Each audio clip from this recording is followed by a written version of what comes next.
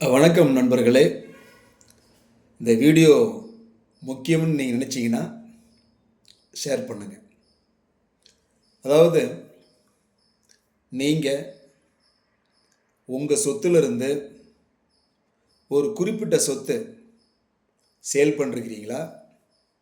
நீங்கள் சேல் பண்ண அந்த சொத்துக்கு நீங்கள் விற்பனை செய்யாத உங்கள் நிலத்தின் வழியாக தடப்பாத்தியம் கொடுத்துருக்குறீங்களா? நல்லா புரிஞ்சுக்கிங்க. தடப்பாத்தியம் மட்டும் கொடுத்துருக்குறீங்களா? அப்படி இருந்தால் இந்த வீடியோ உங்களுக்காக தான். அதாவது உங்ககிட்ட ஒரு 5 ஏக்கர் நிலம் இருக்குது. உங்கள் சூழ்நிலையின் காரணமாக நீங்கள் ஒரு ஏக்கரை விற்றுருப்பீங்க. நீங்கள் விற்பனை செய்த அந்த நிலத்துக்கு மீதி உள்ள அந்த 4 ஏக்கர் நிலத்தின் வழியாக தான் விற்பனை செய்த நிலத்திற்கு போக வரத்திற்கு நீங்கள் தடப்பாத்தியம் வண்டி வாகனம் செல்ல அந்த உரிமையை கொடுத்துருப்பீங்க. அதாவது விற்பனை செய்த அந்த 1 ஏக்கர் நிலத்துக்கு மீதி நீங்கள் விற்பனை செய்யாத உங்கள் நிலத்தின் வழியாக தடப்பாத்தியம் மட்டும் கொடுத்துருப்பீங்க.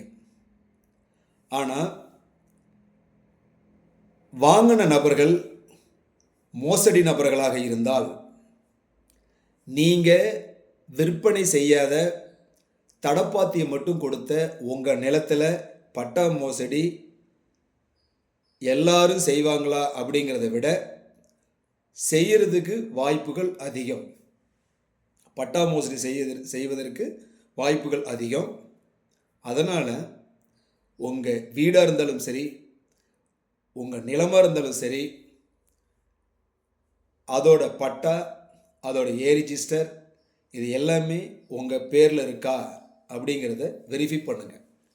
குறிப்பாக நீங்கள் தடப்பாத்தியம் கொடுத்த லேண்டில் பட்டா மோசடி செஞ்சுருக்கிறாங்களா அப்படிங்கிறத விழிப்பாக கவனித்து பாருங்கள்.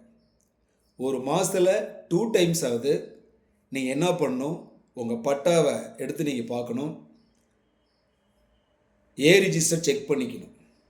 சரி, இது மாதிரி யாருக்காவது ஒருத்தருக்கு இந்த மாதிரி பட்டா மோசடி நடந்திருந்தா நீங்கள் என்ன பண்ணுவீங்கன்னா, அந்த சம்மந்தப்பட்ட அதிகாரிகிட்ட போய் கேட்பீங்க. ஏன்னா ரெவென்யூ டிபார்ட்மெண்ட்டில் இந்த பட்டா மாறுதல் இதை யார் செய்வாங்க அப்படின்னா, டெப்டி தாசில்தார், விஓ, இவங்களுக்கு தான் அந்த ரைட்ஸ் இருக்குது. இப்போ டாக்குமெண்ட் இல்லாமல் அவங்க அந்த மாதிரி பட்டா மோசடி செய்ய முடியாது. ஏன்னா விற்பனை செஞ்ச நிலத்தை தான் அவங்க பட்டா மாற்றி தர முடியும். விற்பனை செய்யாத தடவழி பாத்தியம், வண்டி வாகனங்கள், கனரக வாகனங்கள் போகக்கூடிய அந்த மாதிரி நீங்கள் தடப்பாத்தியம் மட்டும் கொடுத்த இடத்த அவங்க பட்டா மோசடி செய்யக்கூடாது. அது சட்டப்படி தவறு. அப்படி செஞ்சிருந்தால் நீங்கள் அவங்கள போய் கேட்கும்போது என்ன சொல்லுவாங்கன்னா, நாங்கள் செய்யலை, எங்களுக்கு தெரியாதுன்னு சொல்லுவாங்க. நீங்கள் இன்னும் டெப்த்தாக விசாரிக்கிற பட்சத்தில் கண்டிப்பாக அவங்க ஏதோ ஒரு சூழ்நிலையின் காரணம்னு சொல்ல முடியாது.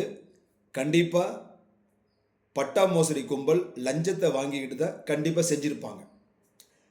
அதை விட டாக்குமெண்ட் ரெடி பண்ண முடியாது. டாக்குமெண்ட் ரெடி பண்ண முடியாமல் கம்ப்யூட்டரில் மட்டும் என்ன பண்ணுவாங்க, கூட்டுப்பட்டாவை சேர்த்து அதை மோசடி பண்ணியிருப்பாங்க. சரி சார், இது எப்படி, இது தாசில்தாருக்கு தெரியாதா அப்படின்னா, நான் சொல்கிறது எல்லா தாசில்தாரும் தவறு பண்ணுறதில்ல, எல்லா விஓக்களும் தப்பு பண்ணுறது கிடையாது. ஒரு சிலர் பணத்துக்கு ஆசை வச்சு துரோகம் செய்கிறதுக்காக அந்த பட்டா மோசடி கும்பல் சம்பந்தப்பட்ட அதிகாரிகளுக்கு ஆசையை தூண்டி சம்பந்தப்பட்ட அதிகாரிகளையும் எப்படி சட்டத்துக்கு புறம்பாக மாட்ட வச்சு அவங்க அந்த அதிகாரிகளை பகடக்காயாக மாற்றுவாங்க. இந்த விஷயத்தில் இந்த மாதிரி அதிகாரிகள் விழிப்பாக இருக்கணும். சரி, அது அடுத்து. இப்போ நீங்கள் என்ன பண்ணுவீங்க, சம்மந்தப்பட்ட அதிகாரிகளுக்கு தெரியாமலாம் செஞ்சுருப்பாங்கன்னா கண்டிப்பாக தெரிஞ்சு தான் அவங்க செய்கிறாங்கன்னு அர்த்தம். அப்போ நீங்கள் என்ன பண்ணுவீங்க, தாசில்தாரை போய் மீட் பண்ணுவீங்க. தாசில்தாருக்கு உண்மையிலேயே தெரியலன்னா கண்டிப்பாக 100% நடவடிக்கை எடுத்துருவார். ஒரு கால் தாசில்தார் அதில் சம்மந்தப்பட்டிருந்தா அவர் சொல்லக்கூடிய வார்த்தை என்னன்னு கேட்டிங்கன்னா, சார், ரெவென்யூ டிபார்ட்மெண்ட்டில் இது எல்லாம் சகஜம். நல்லா புரிஞ்சுக்கிங்க. பட்டா கூட்டுப்பட்டா மோசடி பண்ணுறதுல டெப்டி தாசில்தாரும் விஓவும் சேர்ந்து பண்ணுவாங்க. இது தாசில்தாருக்கு தெரியாமல் நடந்திருந்தால் கண்டிப்பாக நடவடிக்கை, உண்மையான நேர்மையான அதிகாரியாக இருந்தால் தாசில்தார் நடவடிக்கை எடுப்பார். அப்படி தாசில்தாருக்கும் தெரிஞ்சுதான் இந்த சம்பவம் நடக்குதுன்னா அவர் சொல்லக்கூடிய ஒரு வார்த்தை என்னன்னு கேட்டிங்களா, சார், ரெவென்யூ டிபார்ட்மெண்ட்டில் இது அனைத்தும் சகஜம். நீங்கள் என்ன பண்ணுங்க, ஆர்டிஓ கிட்ட போய் ஒரு மனு கொடுத்து உங்கள் பேரில் நீங்கள் கிளியர் பண்ணிக்கங்கன்னு யார் சொல்லுவாங்க, தாசில்தார் சொல்லுவார். இந்த இடத்துல நம்ம நல்லா கவனிக்கணும். நம்ம சொத்து நம்ம தடப்பாத்தியை மட்டும் கொடுத்துருப்போம். மோசடி கும்பல், ரவுடி கும்பல் சேர்ந்து என்ன பண்ணுவாங்க, அதிகாரிகளை கையில் வச்சுக்கிட்டு தப்பாக ஒரு டாக்குமெண்ட்டை கிரியேட் பண்ணி பட்டா மோசடி செய்வாங்க. ஆனால் நம்ம அதிகாரிகளை போய் கேட்கும்போது இதெல்லாம் சகஜன்னு சொல்லுவாங்க. நீங்கள் போய் ஆடியோ சந்திங்கன்னு சொல்லுவாங்க. நாமளும் என்ன பண்ணுவோம், ஆடியோகிட்ட போய் சார் இந்த மாதிரி ஸோ அண்ட் ஸோ அப்படின்னு சொல்லி எக்ஸ்பிளைன் பண்ணுவோம். உடனே அவர் என்ன பண்ணுவார், 2 தரப்பையும் கூப்பிட்டு விசாரிப்பார். உண்மையான நேர்மையான அதிகாரிகள் அவங்க என்ன பண்ணுவாங்கன்னா, கண்டிப்பாக அதை என்ன பண்ணுவாங்கன்னா, நீங்கள் செஞ்சது தப்புன்னு சொல்லி பழையபடி பட்டாவை உங்கள் பேர்லேயே மாற்றி கொடுப்பாங்க. தவறு செஞ்ச அதிகாரிகளை காப்பாற்றணும் அப்படின்னா அதுக்கு 1000 காரணங்களை சொல்லி உங்களை என்ன பண்ணுவாங்க, டிஆர்ஓவுக்கு அனுப்புவாங்க. அப்போ டிஆர்ஓ கிட்ட போனால் நீங்கள் என்ன பண்ணுவீங்க, அவங்க என்னைக்கு கூப்பிட்றாங்களோ அன்னவர்களும் நீங்கள் வெயிட் பண்ணி ஆகணும். இது ஒரு பார்ட். அடுத்து நீங்கள் என்ன பண்ணுவீங்க, நடவடிக்கை இல்லை அப்படின்னா கலெக்டர்கிட்ட கம்ப்ளைண்ட் கொடுப்பீங்க. ஏற்கனவே கலெக்டருங்களுக்கு டிஸ்ட்ரிக்ட் பற்றி ஃபுல்லாக ஏகப்பட்ட ஃபங்க்ஷன்ஸு, நலத்திட்டங்கள், இந்த மாதிரி ஸோ அண்ட் ஸோ ஏகப்பட்ட ஒர்க் இருக்கும். அதில் நம்ம விஷயத்தை அவங்க என்கொயரி பண்ணுவாங்க. சில டைம் அவங்க டைரெக்டாக என்கொயரி பண்ணாமல் என்ன பண்ணுவாங்க, கீழே இருக்கிற அதிகாரிகளை என்கொயரி பண்ண சொல்லுவாங்க. இப்போ இது என்னன்னு கேட்டிங்களா, இது தாசில்தார் ஆர்டிஓ அப்படின்னா கண்டிப்பாக என்ன பண்ணுவீங்க, மிஸ்டேக் பண்ணிட்டாங்கன்னு தெரிஞ்சிருந்தா அந்த அதிகாரிகளை காப்பாற்றுறதுக்கூட நடவடிக்கைகளே அதை சுற்றி வருங்கிறது தான் யதார்த்தமான உண்மை. அப்போ இது கண்டிப்பாக கலெக்டர் அவங்களுக்கு இந்த தகவல் முழுசாக போய் சேராது. அவங்க அடுத்தடுத்த வேலை போல காரணம் என்ன பண்ணுவாங்க, அடுத்த வேலைக்கு போயிடுவாங்க.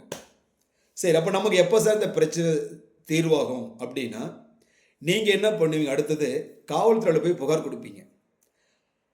காவல்துறை உங்கள் புகாரை படித்து பார்த்து என்ன சொல்லுவாங்கன்னா, சார், இது full and full civil matter, நாங்கள் இதில் தலையிடக்கூடாது.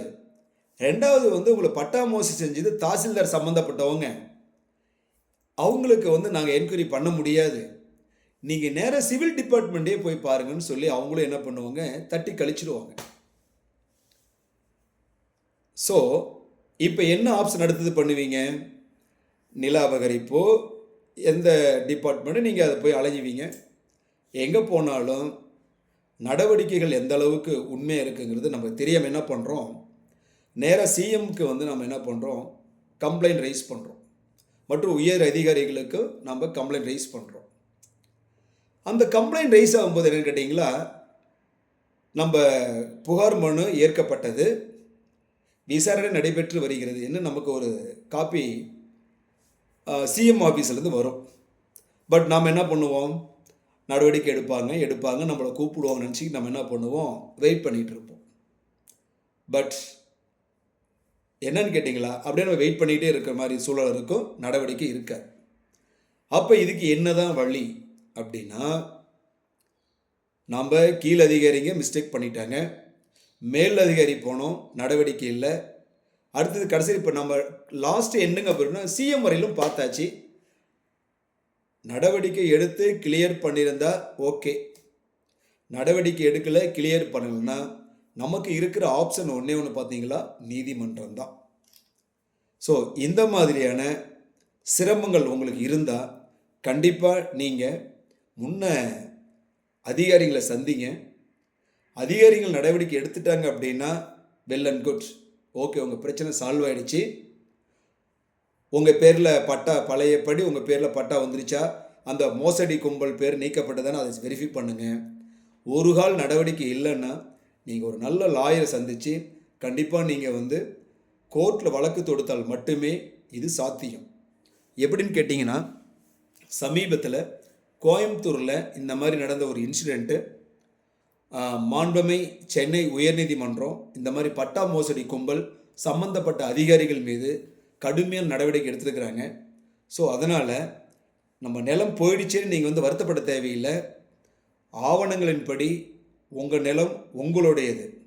உங்கள் நிலத்தை யாரும் எந்த ஒரு மோசடி கும்பலும் ஒன்றும் பண்ண முடியாது, ஏமாற்ற முடியாது. அதனால் தைரியமாக இருங்க. உங்களை யாரும் ஏமாற்ற முடியாது.